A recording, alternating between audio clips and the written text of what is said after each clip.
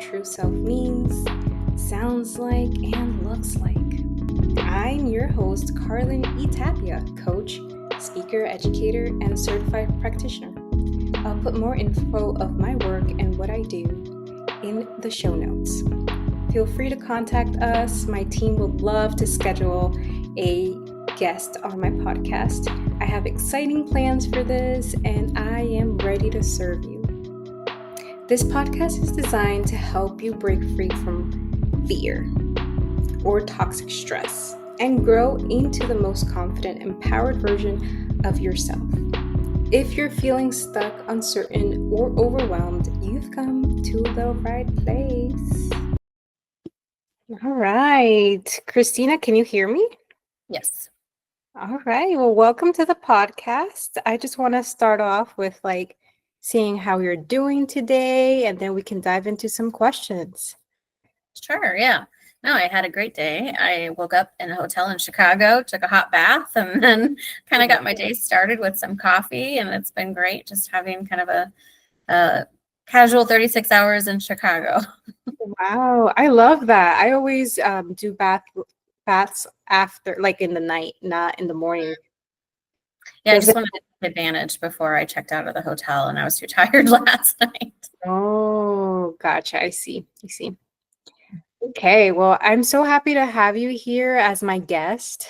Thank you for taking the time to do it in Chicago. Yes, it's been very nice here. Yeah. So I know you are a therapist at a veteran center, is that right? So I'm actually not doing clinical work. I'm doing community engagement and partnerships coordinator position, and it's in suicide prevention. So it's a lot of coalition work within different communities. And I have one counterpart, and we support 23 counties in Missouri and Kansas. Okay. Wow. Right on. Are you I guess let me backtrack. I kind of want to get into you as a person and not as a professional. So are you okay with that? Yeah. Okay. So what has been your biggest challenge currently, just navigating through your professional life and being in your doctorate school? Yeah, just finding a balance. I think this notion of work-life balance has been sold to us for, I think, a very long time. And the reality is, I don't feel that there's a balance. I think if you're doing really well in one area, sometimes that means you're not doing so well in another area because something has to give somewhere. There's only so many hours in the day, and you can do your best and have the best intentions. But I think right now the challenge is stretching myself and knowing I have a semester coming up that's going to be incredibly hard, and my time is going to be very limited. And so how do I still value my relationships with my partner, with my kiddos, with my friends? And sometimes my social life, is not as strong simply because I'm tired. I don't have a lot of time, but I'm just trying to stay focused on the end goal of finishing, staying strong. I'm about halfway in, and I know if I've survived this first half, I can survive the last half. So it's just trying to make peace with this is what my life looks like at the moment. And it's not for nothing, but I also kind of always look at it as a short-term sacrifice for a long-term investment in myself and my family. And so that's what I've been just staying focused on right now. Wow, that's good. I love that. I love that you're just being very realistic with where you're at right now.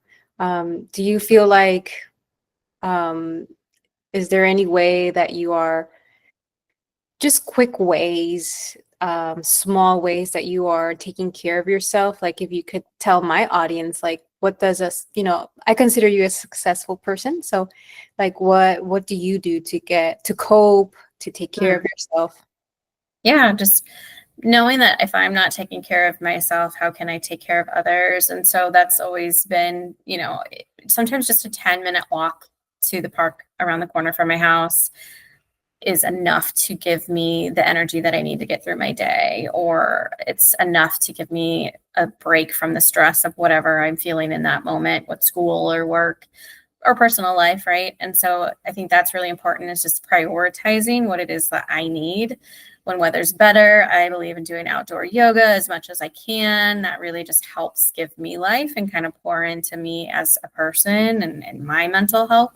But knowing that it's okay also to sometimes go to bed at 7 o'clock because that's what my body needs. And I may not go to bed right away, but even just having kind of that mindless scrolling or watching something on my phone, anything that's going to allow my brain to turn off. Sometimes just not having to make decisions or have responsibilities can be very freeing when you're caring for other people a lot and also juggling a lot of things. So just listening to my body, I think it's key. Just really listening. Am I tired? Rest. Am I thirsty? Drink water. Have I been to the bathroom? Like, take care of my biological needs, truly. I used to have jobs where I didn't stop to eat or didn't stop to go to the bathroom. And that's not fair to me as a person or as a helper. And so just making sure that I'm building that in, and that's an expectation of my day, not a allowance, or if I have time, this is happening. It's just, when am I doing it and budgeting it in my day in the way that I budgeted meetings and other tasks for work. Yeah, absolutely. Thank you for that. Yeah, that's exactly what I coach around with my clients of, like, yeah, just listen to your body. And it's sad because I feel like when I made that shift in my mind, it was years of like neglecting Yes. Unfortunately, yes. Especially in a field that is as taxing, or it just requires so much of yourself to be in social work and giving of yourself. And so, yes, I'm glad that you are helping others navigate that, because sometimes it takes way too long to prioritize yourself. Yeah. I have this thing where I'm always looking to better my life, and I just don't want to have a mediocre life. And so I've been very successful in knowing that that's a value of mine. And so do you, but well, and let me say, and I know that that's tied into like living in a just not the healthiest environment when I was younger, and like not in like an impoverished neighborhood.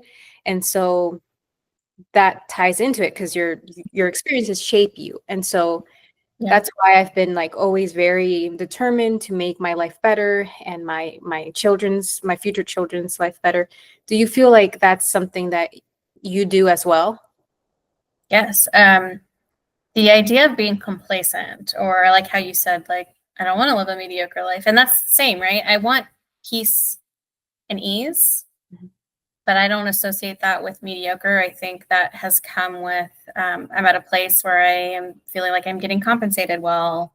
I feel like I have work-life balance in the regards to I get to work from home, in regards to I have a lot of autonomy over my schedule and how I drive my work even. Sure, I have things that I'm being told this is the metric or the goal, but I get to determine how I get to do that. And I think that's very freeing to have in a job, because we're at our job 40 plus hours a week. And so I think that's important, that we're not just settling for any position, that we're truly doing something that we care about, that we see providing benefit to our life, and that we, as social workers, I think, what impact are we having on our communities?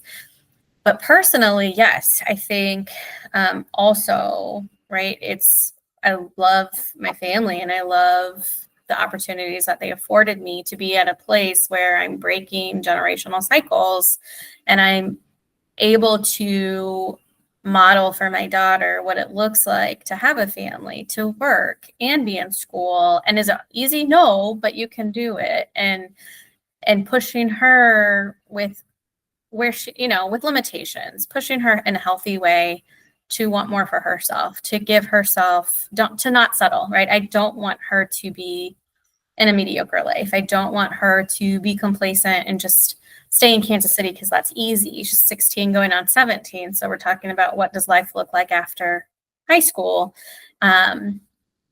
So yeah, wanting to allow her to fly, but giving her as much guidance as I can, and hoping that her future, that she doesn't have to endure the hardships I did, so that she can have an easier and peaceful life after, when I'm not in the picture every day in the way that I am now. Yeah, yeah, I love that. You're equipping her and you're making her independent, but not like to the point where, and I struggle with the word independent because I know it could be like misconstrued. Like I really believe in interdependency. And Mm. so I say independent in like in the good way of like she can fly on her own. Um, are you a first generation here?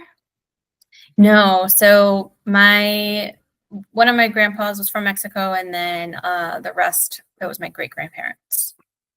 Okay, okay. Mhm. What you mentioned like going after your dreams and goals and also being a good mother and a partner. Mhm. Um, I find sometimes that I'm in Christian circles, um, and sometimes there's this belief that you can't you can't work outside of the home because you're neglecting your home. Do you Mm. have any like thoughts about like, because obviously that's not true. Like you're still, meeting needs at home. Yeah. Do Mhm. you have anything for that? Yeah, I think finding a partner, right? And I used to say, and it feels, I'm almost 40, it feels a weird word to be like my boyfriend. So I like the term partner, but I also like what it represents, which is you are my partner in this life. You're my life partner. We're not married yet. We'll be there at some point.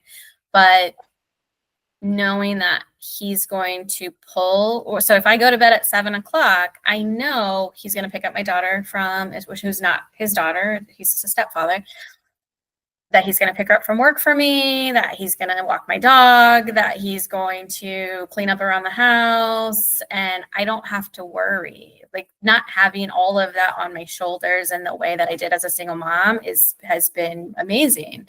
But likewise, if he's having a rough day and he needs some time, because we're both introverts. And so if he needs some time on his own, I'm like, I got it. I'll handle whatever you need me to handle. Just let me know.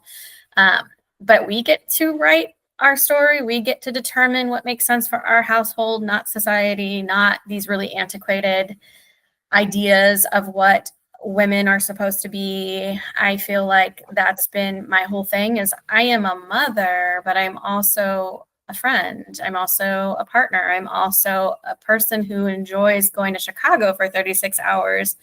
And I can have all of that, right? That's my belief is that I can still be a good mom while I'm in Chicago, taking care of myself and refueling my cup for 36 hours. And so that's been something that I just believe in, getting to have an identity outside of motherhood. And I think that's something that sometimes women own, like they feel like their whole existence is to be a mother. Once you're a mother, yes, that's a part of me, but that doesn't mean that the rest of me has to go away until she's 18 and goes to college. That's not fair to me. And so I think if some people are comfortable and like the concept of being stay-at-home moms and that's what they want, and they want the 1950s lifestyle, that's good if that's what they want and that makes them happy. I just know that doesn't make me happy, and I think there's a good mix of percentage of women that probably want to find it all or have it all, whatever it all looks like for them. Yeah, yeah, that's so good. I applaud you for that. I feel like you're an amazing mom and partner, and you get to have all of it. Like, there's no limitation. And tell me, does your partner work? Yes. Okay. And he's in school. So like we're both juggling a lot. But the reason that I'm able to go back to school is because at this point, because originally I was going to go back when my daughter went to college, I was going to go back to school at that time, but I have a supportive partner for the first time in a long time. And so I felt I have the tools to do that. And likewise, he has been wanting to go back to school and finish his degree. And so now we're at a point where we're just supporting each other and helping each other get to where we want in life. That's amazing. I'm so happy for you. And I just asked that because, I want people, my audience, to see that it is possible to, have someone that works and has dreams and aspirations, and that you guys are both doing it together. It Mhm. doesn't have to, I don't know, be that he's a stay-at-home dad, or like Right. you guys could both help each other get to where you want to be. You don't have to Mhm. have it all figured out, be at where you want to be, and then look for a partner. Like, everyone has their own journey. And Mhm. if this is what works out for you guys, then yay. Mhm. And I thought about that at one point. I thought I'll just wait until she's 18 and goes to college, and then I'll start trying to find my person. But I realized ultimately that wasn't fair to me, and that right now, because it was just my daughter and I for 15 years, single mom, and now she gets to understand what it feels like to have two stepsisters, and she gets to understand what it feels like to be in a family unit outside of just me. And so I'm glad that I didn't. That wasn't what felt authentic or aligned with what I ultimately wanted. So I'm glad that I allowed myself to actually find my person at the time that I did. Yeah. Yeah, I love that. I love that for you. And lastly, I just want to end with this. What inspired you to do the kind of work you're doing? And what is your ultimate goal? Mm, loaded question. Um, Gosh, I've always wanted to help people, I think, even from a young age. I was working with children, or in some capacity, I was in a helping field. So working at Boys and Girls Club when I was 18 years old. And that was one of my first work study positions. And then eventually studying child development, and eventually finding my way to social services and all of the things. But I just felt it was so impactful for me and rewarding to see someone in need and have answers or a plan, or work with them to find answers to whatever their challenge was, and then seeing how their life could be positively impacted by that. And so that really eventually led me to social work, in addition to some other family stressors that occurred. But realizing life was short after I lost my mom and brother within a very short period of time, and I just knew now's the time. At that, when I was pretty young, late 20s, um, life is short, and I decided to finally go back to school for the thing I wanted to do, and not just settle, not just live in that mediocre life of like, okay, I'm kind of good at what I'm doing, but I'm not passionate about it. And now I'm in a position where I've worked very hard to get where I am in a career. I'm working very hard to manage work and school. I'll have my doctor of social work degree done in a year and a half, 2 years.